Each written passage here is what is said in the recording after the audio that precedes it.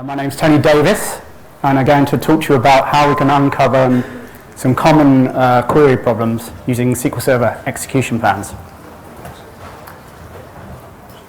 A little bit about me. I work primarily on the community websites and newsletters operated by Redgate, simpledoor.com, SQLServerCentral.com. I'm sure many of you have read some of my wonderful editorials in the SimpleTalk newsletter. Perhaps read a few of the books I've edited, which you can find here, SQL Server books mainly. And I'm sure you all own personal copies of the two I've authored. One on the transaction log, which isn't at the event, by the way. Thanks, Annabelle. And one on SQL, one on SQL Server.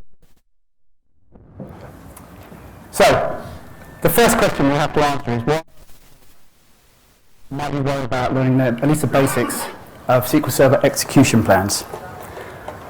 Well, the reason is because occasionally, just occasionally, the SQL code in the SQL batches that your application submit to SQL Server for execution is somewhat suboptimal. Okay? In fact, sometimes the performance is terrible. And when that happens, you need to know what SQL is causing the problem and why. But you can't tell just by extracting the SQL code and having a look at it whether a query will run fast or slow. Okay? Sometimes fairly simple looking queries, like the two over on the left hand side here, may not perform or scale well at all. Whereas much more complex looking queries that do all sorts of scary date manipulations and pivots and so on could perform and scale quite gracefully. And the reason you can't tell just by looking at the code is that in SQL we declare only the data set that we want returned. Okay? We leave it entirely to SQL Server to decide how to return that data, what operations to perform, and in what order to execute the query. Okay? So if a piece of SQL code is performing badly and we want to know why, we have to go one level deeper and find out exactly what SQL Server did in order to execute the query. And that's exactly what the SQL Server execution plan shows us. Okay? So we take this query at the bottom here. It's a simple one-table query looking for product details. We're in a certain transaction date range. We pass that to SQL Server. It analyzes it and it comes up with an execution plan. Okay? This is obviously a very simple example of an execution plan. But it does show you step by step exactly what SQL Server did to execute the query. So three operators here. We generally start reading a plan over on the right hand side. So we start with a data access operator. It's an index. It's accessing the big transaction history table. It's using an index on that table, and it's scanning that index. Okay, so it's reading all the pages in that index. The rows that match our where clause here are passed on to the sort operator, which sorts it by transaction date. Then it goes passed on to the select, and then back to the calling application. Okay? And once you understand the basics of how to read these plans, obviously this is a simple plan, but once you understand the basics of how to read them, you can start to spot signs of common problems. Okay? You can see some of them here. Okay, so this is a estimated cost of each operator. I'll tell you why it's estimated in a little while, but it's saying that this scan here is accounting for over 60% of the cost of the plan. Okay, so that might be where you start. Also, we've got quite a big sort operation here. I'm going to execute this query and show you the plan, look at it in more detail shortly. But first, how does SQL Server come up with the execution plan? I'm only going to go over this in quite high level detail. Okay, so we submit a query to SQL Server, and it goes through a number of processes: parsing, binding, and query optimization. Collectively, this is known as query compilation. Okay, so SQL Server takes the text that we submit, the SQL query, and it compiles it into a plan to execute it. We're only going to focus on what happens in the query optimizer. So its job is to analyze this string. Okay, analyze the join conditions, the where clauses, and try to work out the most efficient way through the data. Okay. It wants to try and eliminate the working data set, reduce the working data set as much as possible, form as few reads as possible, to return the data that you've requested. Okay? In other words, it's looking for the lowest cost plan. So it's going to assess a number of possible ways it could execute this query, and it wants to pick the one that it thinks will have the lowest overall execution cost for SQL Server, so the lowest overall CPU usage, lowest overall I/O usage, and so on. How does it work this out? Well, it can't execute this query. If it thinks there's 100 different ways to execute it, it can't actually execute that query in 100 different ways on your production server, because that would have dire consequences. So it has to use metadata and statistics to try to estimate what would be the lowest cost plan. The metadata describes to it the underlying schema, what table and index structures are available, what data types, and so on and so forth. And then the statistics describe to it the volume and distribution of data within those tables. And it uses this to answer such questions, how many rows are going to come back from this query? How many rows are likely do I estimate will match, for example, our where clause? Okay, because that will have a big impact on the plan it chooses. So using that data, it chooses what it thinks, it estimates is the lowest cost plan, and it passes it to the query execution engine, and the query execution engine will execute it. Okay, good plan or bad plan? Usually good, but occasionally bad. The execution engine will just execute it. It also places the plan in an area of memory called the plan cache. Okay, and this enables plan reuse. So if SQL Server sees this exact same text again, it can bypass the optimization process, look in the plan cache. If the plan is there, it can just pass that cached plan, good or bad, to the query execution engine. Okay? But don't do what I've done here and hard code variables, because if you submit the same query, but just change paint to varnish or something, that's a new query. That text is no longer the same. Okay, I'm not going to go into this topic in this session, but you should parameterize your queries, store procedures, prepare statements, and you'll promote plan reuse. So we're going to look at a couple of ways to get the execution plan. We can get the plans for previously executed queries from the plan cache that I just mentioned. Okay, so these are the plans generated by the optimizer and placed in the cache. The optimizer doesn't execute the query, so there's no runtime information in the plans, but they do tell you a lot of what you need to know to troubleshoot badly performing queries. I'm going to show you how to get these cache plans using a .NET code profiling tool called Ant Performance Profiler from Redgate Software. There are other ways to do it though. You can query the plan cache manually using this dynamic management view here. I do have a query that uses this, but I'm not going to have time to go into detail about how to do this. There's some hidden slides in the deck. If you want more details on that, you can have a look at them. There's other tools as well, SQL Trace and extended events. They can return the plan, but I won't be covering those in this session. Okay, so I'm going to show you how to get the cache plan using Ant's Performance Profiler. So I have here a very, very simple C# class, which I wrote in EditPad, because I'm more of a database guy. I don't really go too near Visual Studio, not yet anyway. And all it does is establish the connection to the server using AdventureWorks as a target database, and it submits our query string here, which is the same one we just saw. A query against a big transaction history table for a certain transaction date range. Establishes the connection, it writes the data out to a data table, it writes a little output to the console of the number of rows retrieved, just so we know it's worked, and then it dumps those results out to an XML file, and that is all it does. Okay? So I'm just going to go here and compile that, and then all we do is in Ant Performance Profiler, we start our new profiling session, attached to the executable that I just created, and start profiling. You'll see the command window come up here. Come on. 5 rows retrieved. And in the activity pane of Ant Profiler, you'll immediately start to see some action. Okay? So we drill into here, and I'll switch to all clock time and milliseconds for the measurements. Now what you see here is the .NET methods in that very simple class I had, plus the execution of that SQL query that I submitted.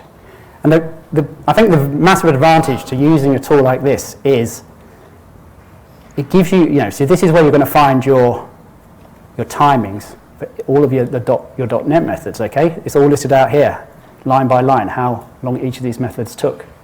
And you're going to have that information right alongside the performance data for the queries that your application submitted. There's only one in this case, but obviously you might have tens or hundreds. If we switch to the database calls section, there's a query that we submitted. You see the exact text of the query in the lower pane here. You see the timings, so it took over 3.5 seconds to run that query. Okay, that's not fast. So this query does have some performance issues. But imagine you've got 10, 50 queries here. They're going to all be listed out for you with the most expensive one first. Okay? And you can get the plan for each of these queries. So you can tackle your most resource-intensive queries, look at the plan for those, because you don't really want to have to examine these plans for every single query in your workload. You want to pick the low-hanging fruit.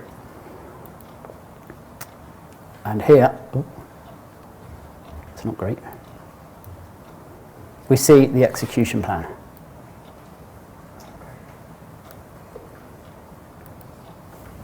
Is that good? Is that visible? Okay. So yeah, it's the same plan. It's the same plan we saw earlier. Okay. So there's 3 operators in this plan.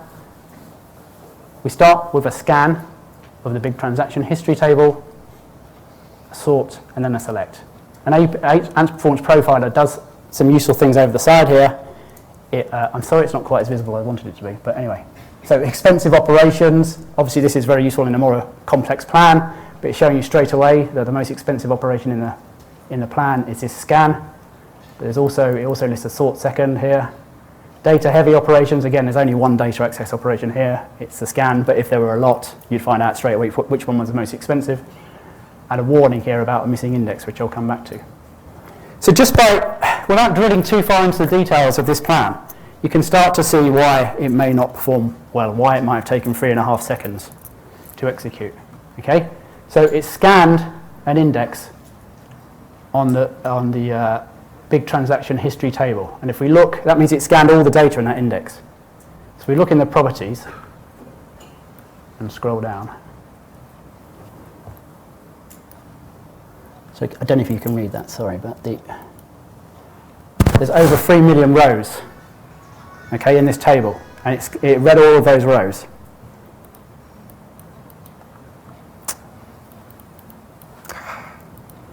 Come on. And it found an estimated 537,000 that matched our where clause, okay? And it passed those 537,000 onto the sort. It sorted it by transaction date and then passed it back to the select. Now, I suppose one of perhaps the overriding problem with this query is that we haven't really efficiently used the index that's available. Okay, we've searched on transaction date, and we have an index that's ordered by product ID, and that's why it's had to scan it. Do you really want to get back the data for every single product, or in reality, are you only interested in certain products? That's what this index is built for. So if you could refine your query a bit more, it would use the index and seek it. Okay? But if this really is a query you've got to run, then this is what this warning is about. What SQL Server Index Advisor would like you to do. Oh, why is it so small? Well, you'll have to trust me. I don't know why that's come up so small. No. It's asking for an index on the big transaction history table that's ordered by transaction date. Okay? And then it could seek that index rather than scan it. So it would only basically read the 500,000 rows it needed. And because the data would then be ordered by transaction date, because it's ordered that way in the index, you wouldn't need the sort either. Okay? So it's only sorting it because it's ordered by product ID and we want it by transaction date. So you can start to see some simple things you might do to improve the performance of this query. Okay? Maybe refine it, or maybe add an index. One last thing I was going to point out, and I can't see it on the screen. There is a note. There it is. There. Oh, that's what I should have done. Sorry. That is better. Okay, so there's a little note at the top here saying this is a cached execution plan, okay? If we want to see the actual plan, we can grab this query text down the bottom and paste it into Management Studio. We can do that. I mean, but it reads a little bit like to me that there's a separate plan. Like maybe you're not seeing all the information you need in this plan. That's not the case. There's only one execution plan. And that's the plan the optimizer produces, and that's the plan you're seeing here. Okay? If at the time of this is a previously executed query, of course, but if at the time of executing a query, you actually request the what SQL Server refers to as the actual plan, you'll get the same plan, but SQL Server will then inject a little bit of runtime information into that plan because it's actually run the query.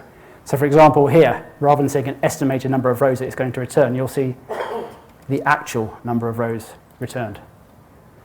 But there's not, there's a sort of surprisingly little information in the actual plan that I look at. The rows is a big one. But look, you make a note of these percentages here, these estimated costs, 63.87, because they'll crop up again in the actual plan.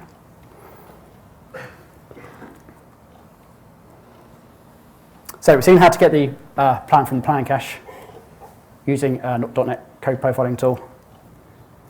As I say, during testing, we can request the actual execution plan. It's the same plan, but it has runtime information. Query by query, we can simply execute those queries in Management Studio or Visual Studio and request the actual plan. But if you have if your application submits a batch of 50, 100 queries, you don't necessarily want to do that query by query. So I'm going to show you a very simple test harness that will return the actual plan for each of the queries your application submits, and also some execution statistics. So you can see which of those queries are the most expensive. And you can start looking at those plans first. So I have a second class very similar to the one you just saw. In fact, it's the same, really. It establishes its connection. It's the same query string. The difference is in these 3 lines here. So this line, set statistics XML on, that is where we request the actual execution plan. Then it's returned in XML format.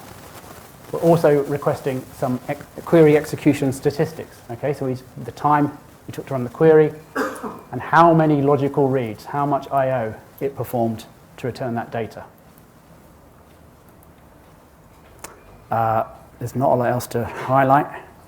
Here is where we're writing out the XML plan. We turn the statistics back off again, and that's about it. So and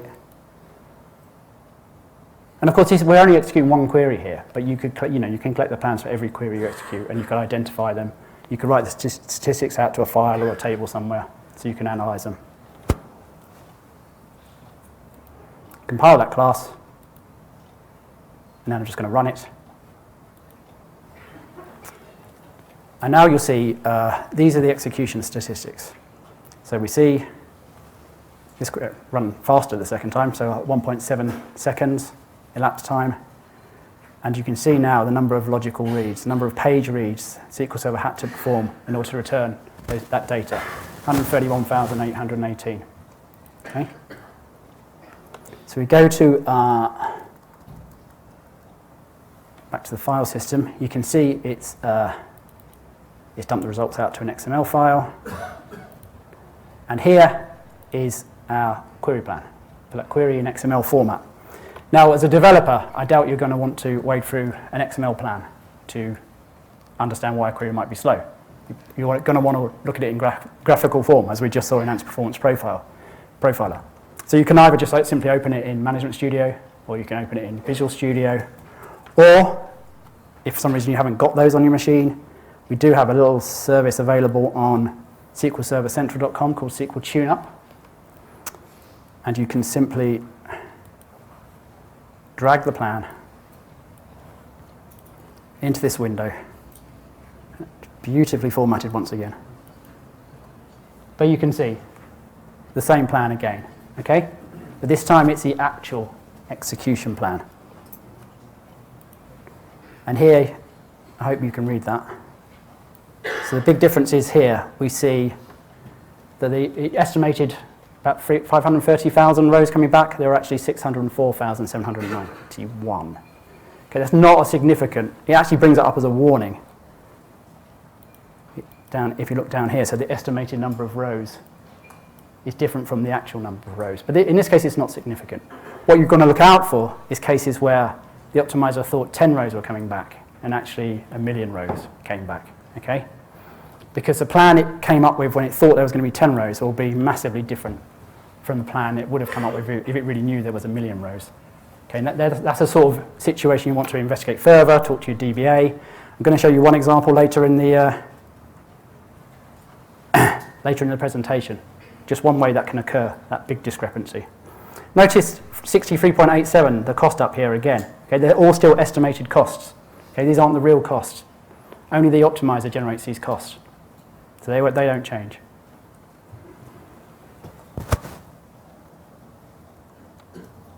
So hopefully that's a sort of technique you could use as part of your application test runs. So collect the plan for each of the queries, collect the statistics, examine the plans for the ones that are the most expensive, and see if there are any easy opportunities to tune the performance. Does anybody do anything similar? Yeah? Cool.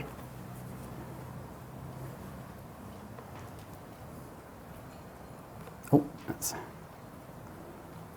Okay, I think I've covered this. You don't really want to examine the plan for every query. You want to gather the statistics, tackle the most expensive ones. You can use the tool like Performance Profiler or like a simple performance test harness, which gets you back the XML plans and the statistics. Okay, so there are kind of two reasons why your query might be performing badly. One is simply you've got the strategy wrong. Okay, the code logic is just wrong. The performance is terrible, and most developers' instincts in that situation is simply to rip up the code and start again. Okay, you don't necessarily need to go and wade through a complicated execution plan to understand that this isn't going to work. Okay, and that's fine. But sometimes the logic is essentially sound, but you've made some simple mistake. Okay, that's forced SQL Server to do much more work than it really needs to do to return the data, do more reads than it really needs to do. That's where the plans can really help. Okay, that's where you can spot some really quite easy fixes if you know where to look. That's what a lot of what I'm going to show you today. But I'm going to start with a bad strategy example. Okay, sometimes you don't need to examine the plan to understand it's wrong. Okay, just requesting the plan will give you an idea. So let's have a look at that.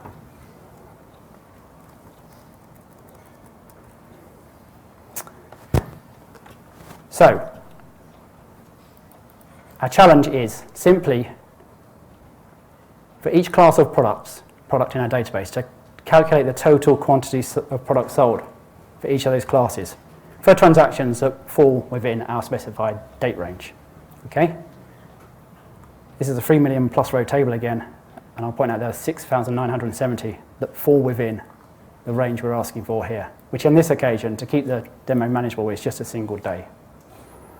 Okay, so we're going to take a row-by-row approach to this problem. Okay, we're going to use a cursor.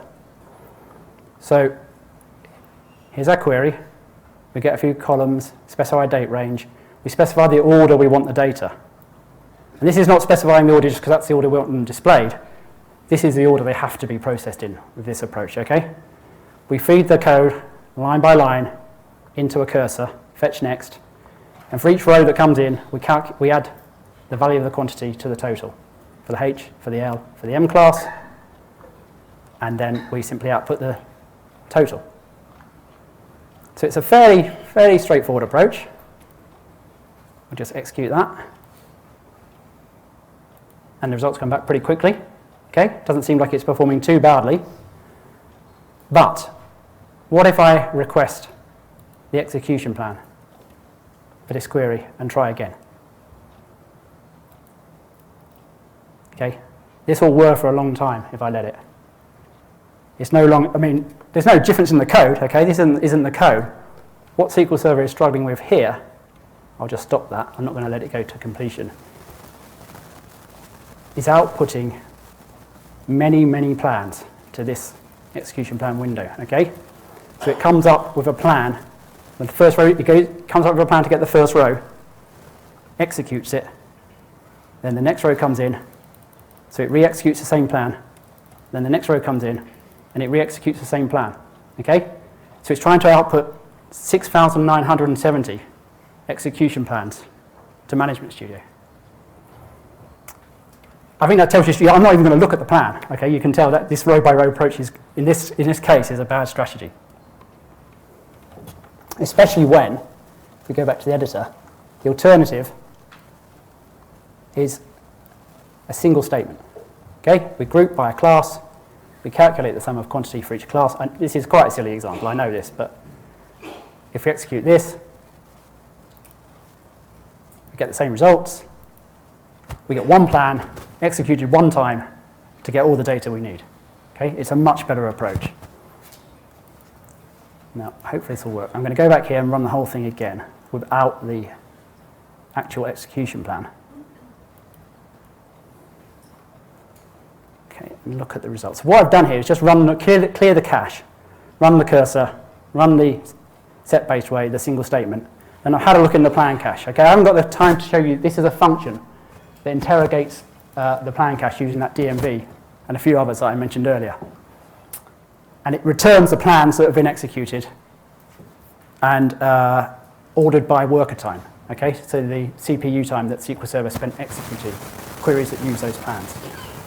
You can find out more, if this is interesting to you, you can find out more details of this in the hidden slides in the deck. I just haven't got time to go through it all. So you can see the two result sets, and down here you'll see the plan for our cursor approach. The worker time is 72,827, and you can see the execution count for the plan is 6,970, like I said. Okay, once for every row that was returned. Whereas the set-based, it's not quite half the worker time, but it's substantially less, and it executed the plan one time. Okay, that's the set-based approach.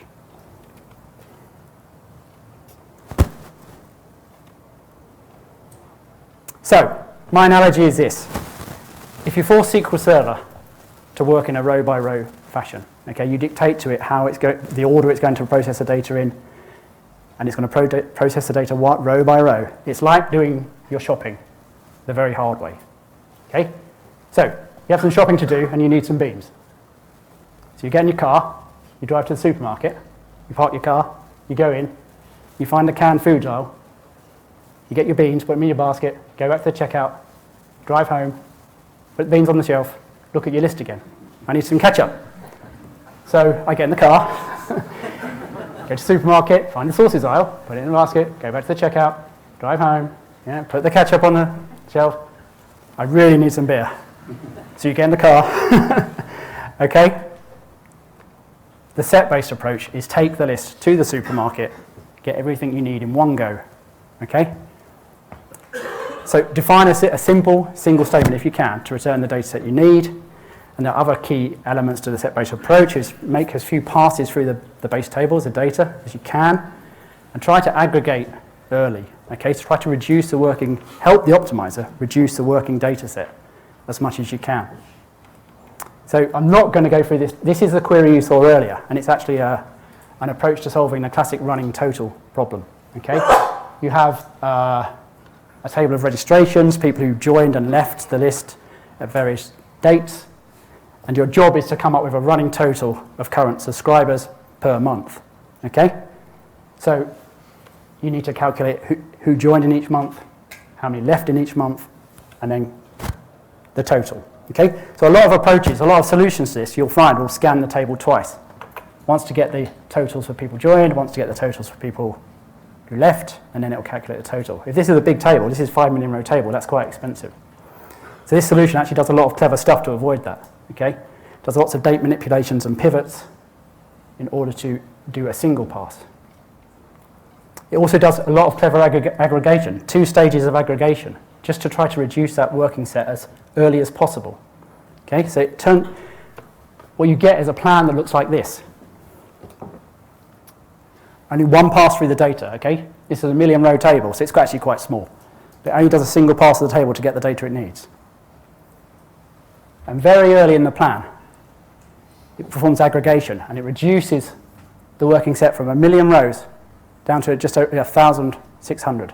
Okay, so every subsequent operation that the plan needs to perform, which I haven't even shown them all, only works with 1,600 rows instead of 1,000,000. Okay, and that's why this is a good plan. This is the sort of thing you want to see in your plans. Okay, because it's not only going to perform very well, it's going to scale very well as well. Because it doesn't matter how big this table is, very quickly you reduce the working data set. Okay, and everything after that will be highly efficient. So that's a bad strategy. I'm going to move on now to talk about some subtler problems in your code or in SQL Server with the data access paths that can cause SQL Server to do more work than it really needs to do. Okay? So this is a phenomenon of reading 10,000 data pages when you only need 100 rows. Okay? There are two main causes of this. One is inefficient indexes, so inefficient data access paths, and another is problems with your code, which I'll get onto in a minute. Okay, so I'm going to do a quick demo of the index issues, because this is probably if you can fix a problem without touching your code, just by adding an index, I'm sure most developers, that's the way they want to go, yeah? So we'll just have a very quick look at this.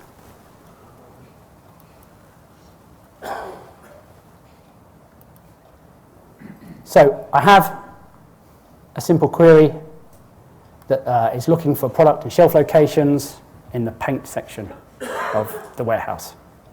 Okay, so we have a where clause there of location name equals paint. I'm going to get the execution statistics. I'm going to get the actual execution plan. And if we look at the plan, here we see it's 6 operators. There's 3. It's a 3-table join. So we have a data access operators for my location, product inventory, and product, and a couple of joins. I'm not going to get into full detail of this plan, okay? But you'll see straight away that the index tuning advisor has once again popped up and said, I could do with an index here. I can half the cost of this query if you give me an index. But let's just have a quick look at why it wants us to do that. I'm going to focus over in the top left of the plan over here. So we start, the first operation the plan forms is a seek operation, an index seek, against the my location table, this one here. If we look at so there's lots and lots of properties available for each of the operators you'll find in the plan, okay? We're not going to look at very many of them at all. But here, if you look at the seek predicate property, open that up, you can see this is where the where clause is implemented, okay? So it's only looking for data in that table if it has a value of paint for the location. Okay, so it's going to go straight down to the data it needs and read it out. So that's a seek. And let me just skip back here. So what that is, so we have a location name of paint. It's using an index that's ordered by paint. So it's just like looking at the index at the back of a book and finding the data you want straight away. It navigates straight down to the P sections, reads the paint rows, and it's taken 3 logical reads to do it. Okay? Seeks are usually a very highly efficient operation. So it finds the rows, in this case only one row, with a location name of paint. It grabs its location ID, and it joins in a nested loop join to the lower table, the inner table, which is my product inventory. Looking for matching location IDs, because this is a join on location ID equals location ID. But the search it's done on the lower table is a scan. Okay, so it's scanned. If you look down here again at the properties for this scan, the table color is there are 184,345 rows in this table, and it read all of them. You can see that in the pop-up there. But there are only 12,000 rows that actually had a location ID that matched paint. So that's a scan on the bottom side. Okay, so it's a clustered index scan. It's looking for a location ID, but the index is ordered by product. It contains the location ID, but it's ordered by product ID. So it's a scan. All the product ID, location IDs is 6 in this case, are scattered throughout the leaf level of the index here. These are the actual data rows in a clustered index. So it has no choice but to go down to the leaf level and scan every single page in the index looking for those rows. And that's why, so your logical reads will essentially be however many pages are in the leaf level of this index. Okay, this is just a simple depiction, there's only 6. But if there's like 100,000, a million pages, you'll read all of those, generally speaking, and you might only want 100 rows back. Okay, so that's when scans, for big tables, that's when scans. Scans are okay for small, medium-sized tables. Big tables, they get highly inefficient. Oops, sorry, I didn't mean to do that.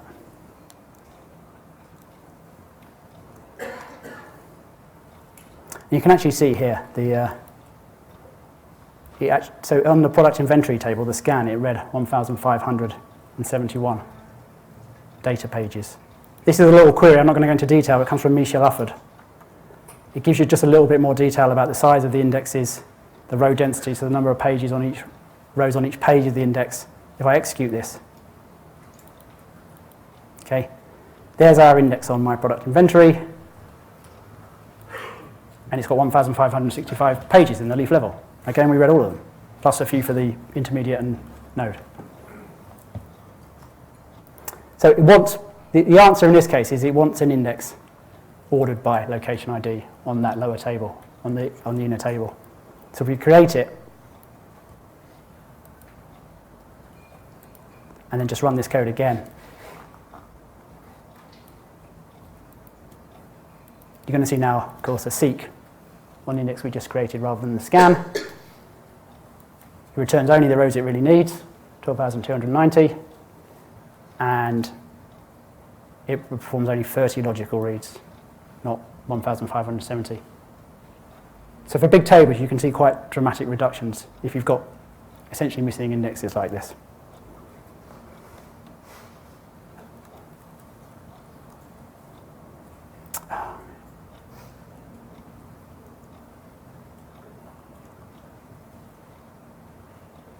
Okay, key lookups. I'm not going to go through this demo actually, but the other data access operator to look out for in your plans is the key lookup. So in this case, we've got another.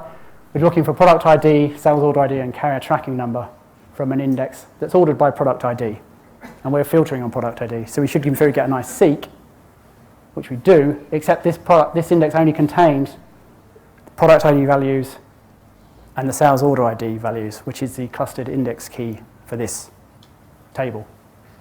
It doesn't contain carrier tracking number, so it has to go and, for each row, it has to go and look up the value for the carrier tracking number in the clustered index.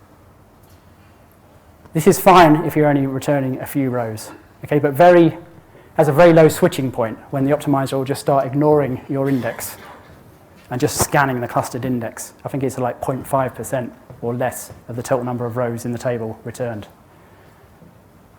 So what it will ask you to do at that point, the index advisor, is create a covering index. Okay, so we want an index that not only has we want an index that actually has a tracking number included. Sorry.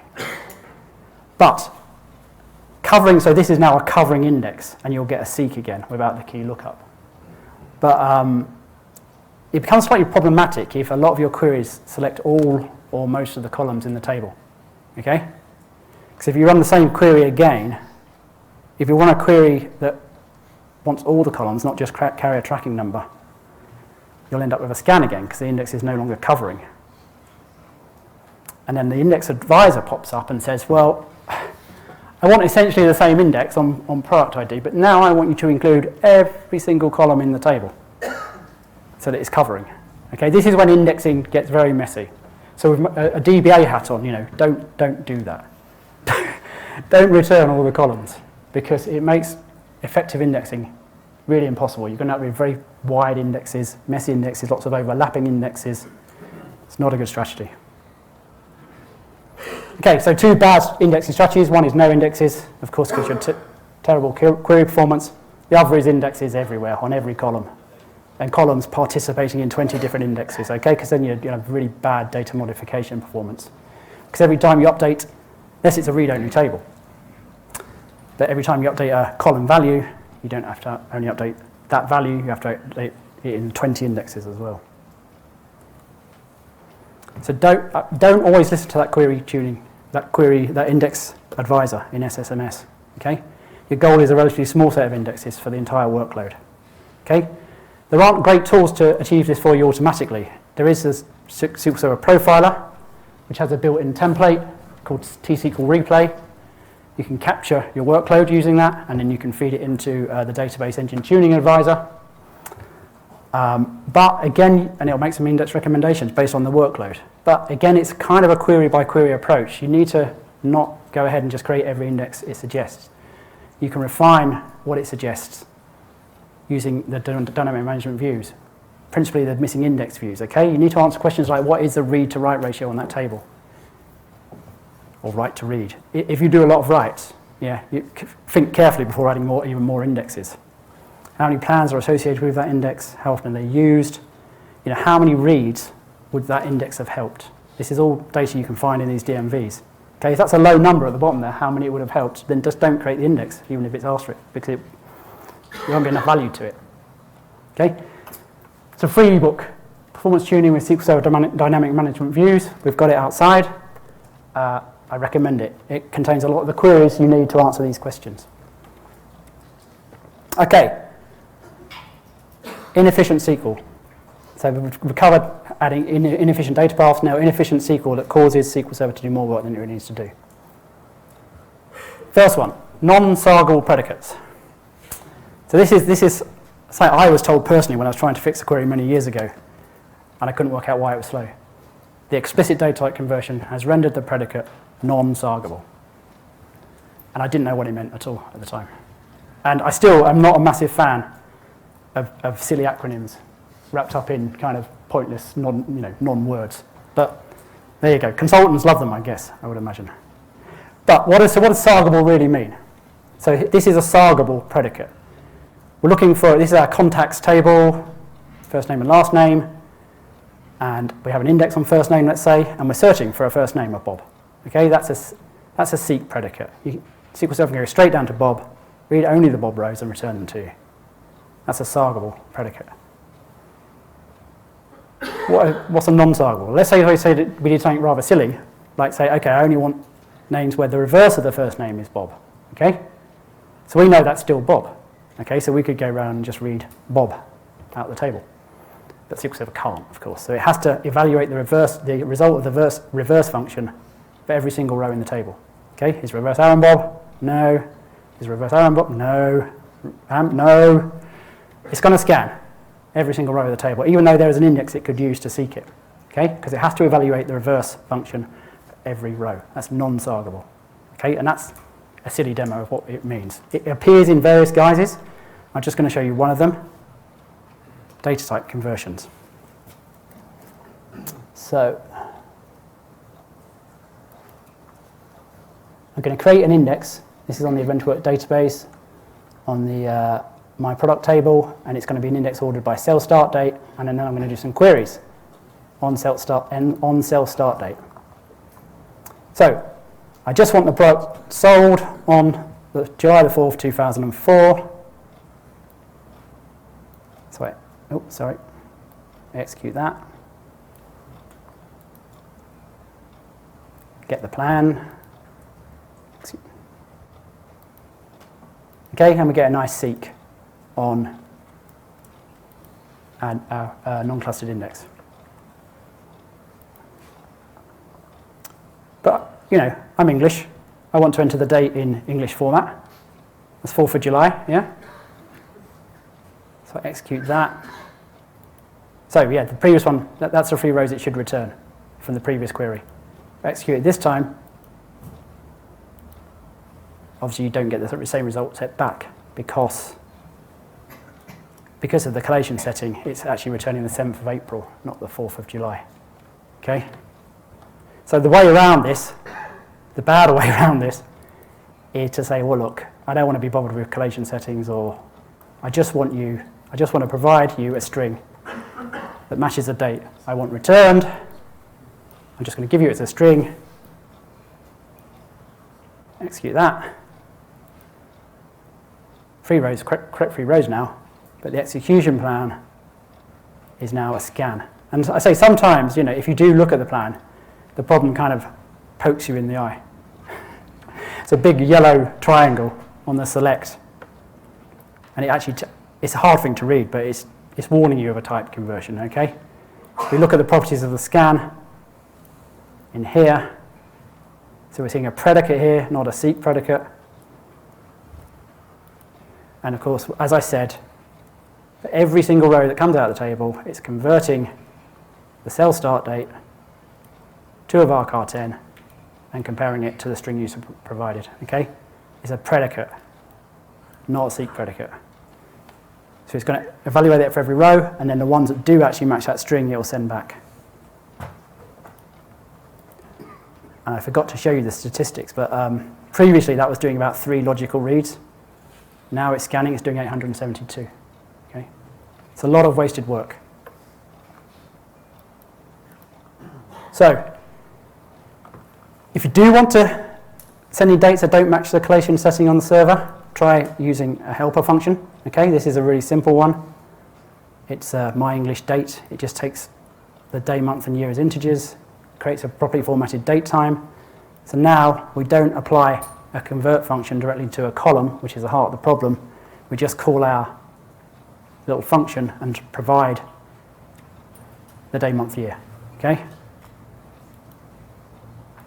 And we get back to a seek again. Okay, and only 4 logical reads. This is another variation. Okay, you're using equality now, I was using a range before, so you just want the same data on July the 4th. Execute that. There's no rows returned because cell start date is a date time. And we've only provided the date. Okay, so, and there were no cells at midnight on that date. So a common workaround, well, common solution is to cast the cell start date to a date. Okay? Now, function on column, it sounds like non-sargability, but in fact, you get the seek again. And that's just a specific, that was such a common requirement, casting a date time to a date, that there's a specific optimization introduced into the engine. So it can still give you a seek, even though in theory you're thinking it might be non-sargable.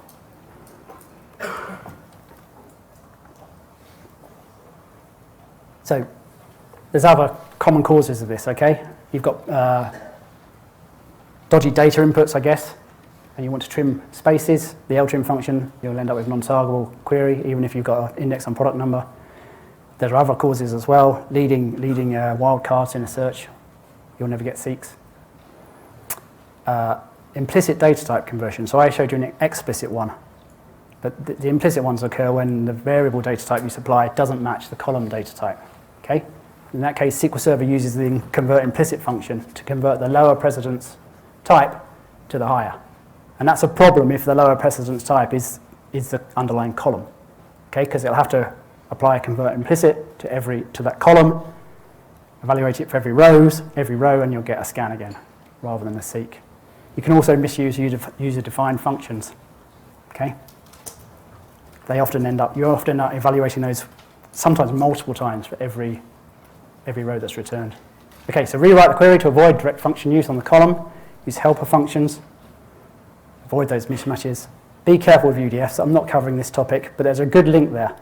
So if you're suffering from UDFs that are causing you massive scans, you can sometimes convert them to inline table valued functions and remove the problem. There's a good link for that there. Okay, final demo. So this is a kind of, so that explicit data type conversions are basically a mistake, yeah, in your code that you can easily fix. This one's kind of a halfway house. It's like not a great strategy, but the fix is quite easy. So it's overly generic SQL, okay? So SQL queries that try to accommodate many different ways of querying the data in a single query, okay? What you're going to get from that is poor estimations of cardinality from the optimizer, inaccurate execution plans, sometimes, okay? Well, when I was saying accurate, you're going to get wildly fluctuating performance. Sometimes the plan will be great for a certain set of variable values, and sometimes it will be terrible. So let's have a quick look.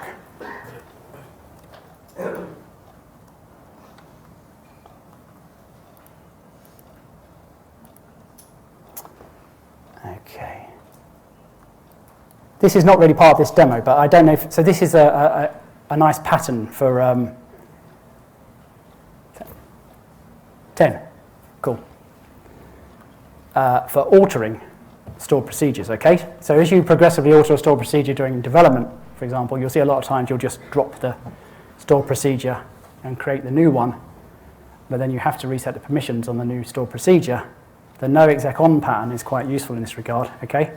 So if the stored procedure already exists, you set no exec on, and then SQL Server only compiles to create, doesn't run it, okay?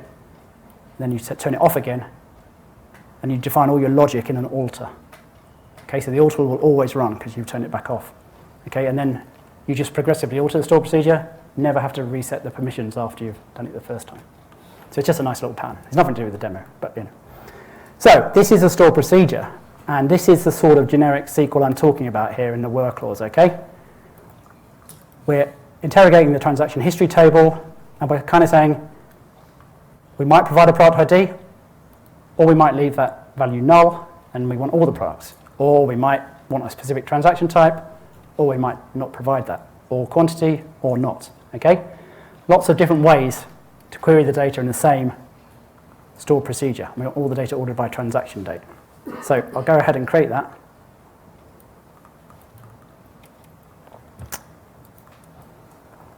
Then I'm just going to run 2 executions of that stored procedure. And all I'm doing is passing in different parameter values, okay?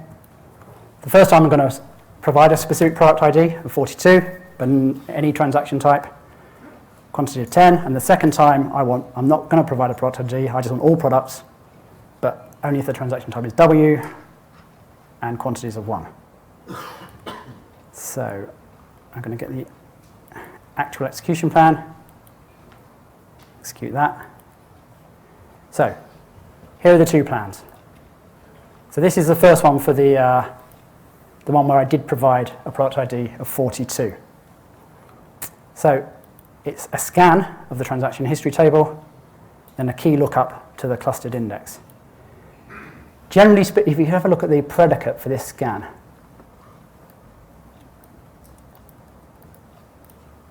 you're going to see, so it's this, product ID equals that product ID, all product ID is null. Generally speaking, because I did provide a product ID, what you'd more generally see is just this first bit, a product ID equals that product ID, because we provided 42, and then you'd get a seek, okay? That's generally what you'd expect to see, but SQL Server has to be sure that the execution plan it provides is safe for reuse, okay? So because we have the possibility that next time it's executed, you might not pass a product ID value. If you only had product ID equals that product ID, if you didn't pass a value the next time, you'd have product ID equals null, okay? And that would never return any rows, when in fact you want the rows for all products. Okay, so that wouldn't be safe for reuse. And that's why we see the scan, not a seek. The other thing to look at here is it thinks, so estimated rows coming back, 45, and actual is 0. Okay, so but that was it thought only 45 were coming back, and that's why it tolerates doing these key lookups, as we discussed earlier. Then we execute it a second time, and this time we don't provide the product ID. Okay, so we get the set, and it's exactly the same scan, yeah, a scan, a lookup, a join, a sort. Problem is here. Okay, if we look over here for this scan, it's reused the plan in the cache. There's no reason why it wouldn't. Okay, it still thinks, and this plan is one where it thinks 45 rows are coming back, when in fact in this case, 113,443. Okay, and you've got a sort here with one of those yellow warning signs. That's because it only allowed enough memory to sort 45 rows, and it got 113,000. So it spilled to 10 dB on disk, and they make sorts incredibly slow. So, what's the solution? Well, there are several. You can rewrite the code, obviously, to be, less generic, more specific about what data you're going to use that stored procedure to get back. There are other solutions that you can use dynamic SQL approaches to get around this. But the solution actually that most people will opt for is quite simple, right? Is to use the option recompile hint. So if I add that to our stored procedure code, it will force SQL Server to recompile that query every time you execute the stored procedure. So I'll just recreate it. And then I'll execute the query twice again. Did I show you the statistics? I didn't. I forgot to do that, didn't I, for the last time? Never mind. I meant to show you the...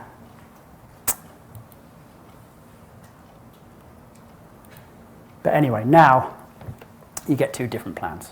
Okay? So it's used to key lookup where it's appropriate. 45 rows, 0 actual. But when there's many more rows coming back, it's reverted to just scanning the clustered index. Okay?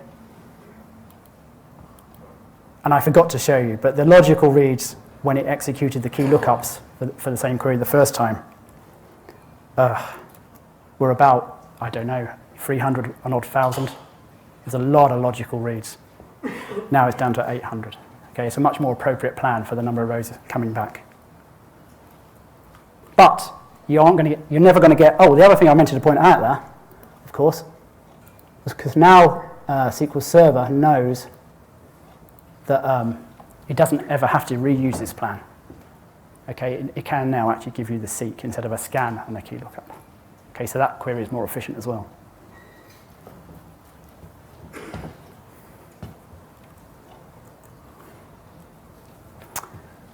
So I've covered most of this, I think. There are various workarounds if you have this overly generic SQL. Okay, it's not a great strategy. Rewriting it is a good idea, but if you can't, then the option recompile is probably the way to go. But realise you're going to have to generate the plan each time, so there's a little bit of extra CPU there on SQL Server. Gail Shaw covers this topic in a lot more detail. It's a good link to follow. Okay, other causes of poor estimations. I'm not going to go into these. I just mentioned that there's non-code reasons why you might get poor estimations from the optimizer, stale statistics, problems with parameter sniffing. So, conclusions. So the plans tell us exactly how SQL Server executed the query. Okay, step by step, what it did. If you focus on the critical and frequently executed queries revealed by the execution statistics, you very rarely examine a plan on its own. Use the statistics, tackle the most expensive plans, and once you know how to read them, you can spot some common mistakes, make the indexing more efficient, and overall just work with SQL Server rather than against it, okay? Oops, sorry. Just a thank you to a few people. I've worked in the SQL Server community a long time and worked with some fantastic people. These 5 listed here, Grant Fritchie, Hugo, Gail, Rodney and Phil, have been very helpful to me throughout my career, and especially also in preparing this presentation. So thanks to them, and thank you all for listening. And if you've got any questions, I'll take them.